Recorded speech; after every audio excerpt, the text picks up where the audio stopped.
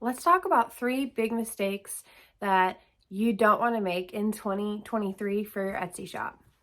Hi, my name is Christina. I've had an Etsy shop for the past 7 years, and these are the things that I do to stand out, especially this upcoming year in 2023. The first mistake is believing that quantity is better than quality. So you can add as many Etsy listings as you want, and you can drive traffic to your shop in volume of listings, but that's not going to convert to sales when you don't have quality listing. Etsy provides you with 10 pictures, a video, which is very, very important, and a list of things to fill out about your product. It is so important for you to have every single one of those attributes and pictures and videos in your listing. That's what's going to set your listing apart from somebody else.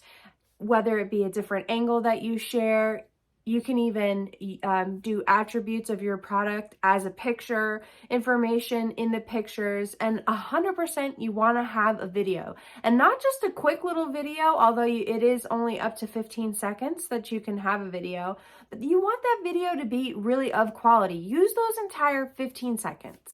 It's so important that you show your future customer what you are about within that short amount of time that you have their attention. So focus on quality listings instead of quantity. And once you start driving traffic, then you can start adding more listings and copy the listings that are doing really well. The second is something that I don't see people talking about often enough, and that is communication with your customer. So when they place an order, especially if you're a small shop and you don't really have the volume and you're seeking that kind of daily volume, whenever you get an order, make sure you're messaging your customer saying thank you. Make sure you're getting their shipping item printed out as soon as possible. Make sure that when they leave you a review, if they do, that you say thank you. And make sure that you do a follow-up. A week to 2 weeks after you see that their item has been delivered, make sure that you're reaching out to them and asking them, what did they think of their product? Did it arrive okay? Anything and everything, because when you message your seller, that also helps you with your star seller. That's part of the requirements, is that you have that communication.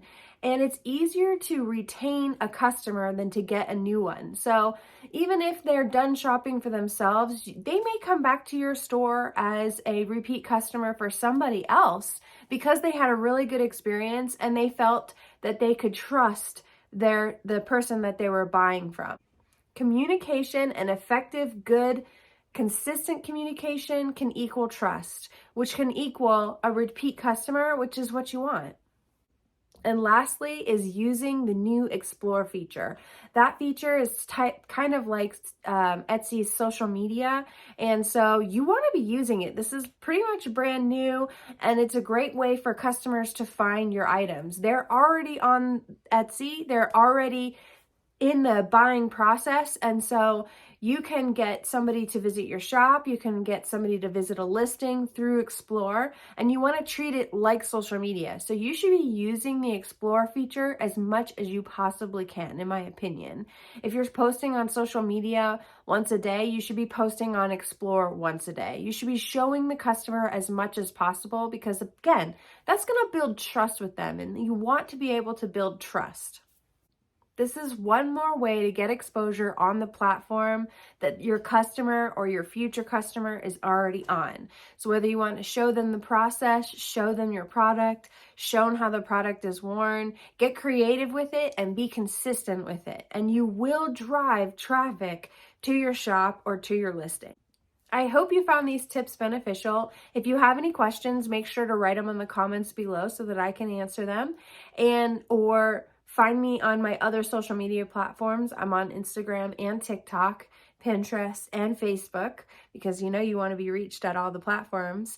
And be sure to subscribe, because I'm going to go over these tips a little bit more in depth in future videos. And I'm also going to continue on with different tips on how I have found success and how I'm going to go into 2023 with this strategy.